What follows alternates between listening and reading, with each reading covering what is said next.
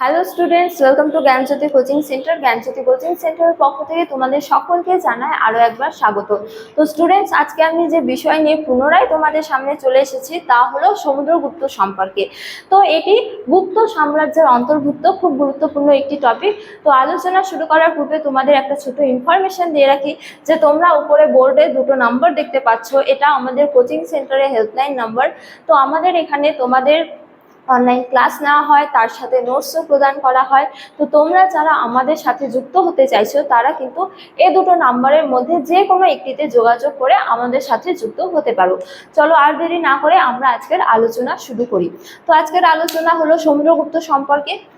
তো বলা যায় যে ভারত ইতিহাসে যে কয়েকজন রাজা নিজ ক্ষমতা ও দক্ষতায় এক বিশাল সাম্রাজ্য গড়ে তুলেছিল তার মধ্যে অন্যতম একজন হলেন সমুদ্রগুপ্ত। তো আগের ক্লাসে আমরা আলোচনা করেছিলাম যে সমুদ্রগুপ্ত হলো হচ্ছে যে গুপ্ত সম্রাট প্রথম চন্দ্রগুপ্ত এবং কুমার দেবীর সন্তান। তো সমুদ্রগুপ্তের রাজত্বকাল হলো 335 খ্রিস্টাব্দ থেকে 375 খ্রিস্টাব্দ পর্যন্ত। অর্থাৎ প্রথম চন্দ্রগুপ্তের মৃত্যুর পর তার পুত্র সমুদ্রগুপ্ত গুপ্ত সাম্রাজ্যের সিংহাসনে বসেন, ঠিক আছে, বা গুপ্ত সাম্রাজ্যের শাসক হন। তো সমুদ্রগুপ্ত সম্পর্কে আমরা কোন কোন উপাদান থেকে জানতে পারি? এক্ষেত্রে বলা যায় যে সমুদ্রগুপ্ত সম্পর্কে এলাহাবাদ প্রশস্তি, তারপরে এরান লেখ, তার আমলের বিভিন্ন স্বর্ণ মুদ্রা, এছাড়া বৌদ্ধ গ্রন্থ আর্যমঞ্জুশ্রী মূলকল্প এবং কালিদাসের রঘুবংশম গ্রন্থ থেকে আমরা সমুদ্রগুপ্ত সম্পর্কে জানতে পারি। তো এই যে এলাহাবাদ প্রশস্তি, এই এলাহাবাদ প্রশস্তির ক্ষেত্রে বলা যায় যে সমুদ্রগুপ্তের সভাকবি হরিসেন এলাহাবাদ প্রশস্তি রচনা করেছিলেন এবং এই এলাহাবাদ প্রশস্তি থেকে সমুদ্রগুপ্ত তথা তৎকালীন ভারতের রাজনীতিক, তারপরে অর্থনৈতিক বিভিন্ন তথ্য জানা যায়। তো এরপর বলা যায় যে এই এলাহাবাদ প্রশস্তির 13 থেকে 14 পংক্তিতে সমুদ্রগুপ্তের উত্তর ভারত অভিযান সম্পর্কে বর্ণনা রয়েছে। এছাড়া এলাহাবাদ প্রশস্তির 19 থেকে 20 পংক্তিতে আবার সমুদ্রগুপ্তের দক্ষিণ ভারত অভিযান সম্পর্কে একাধিক বর্ণনা প্রদান করা হয়েছে।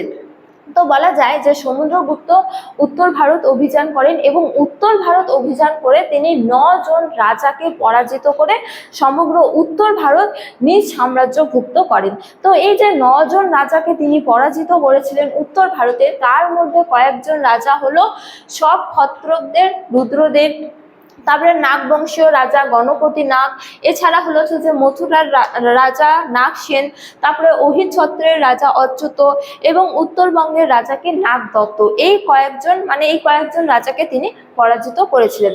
এছাড়া সমুদ্রগুপ্ত উত্তর ভারত অভিযান করার পর কি করেন? দক্ষিণ ভারত অভিযান করেন এবং দক্ষিণ ভারত অভিযান করে তিনি 12 জন রাজাকে পরাজিত করেছিলেন।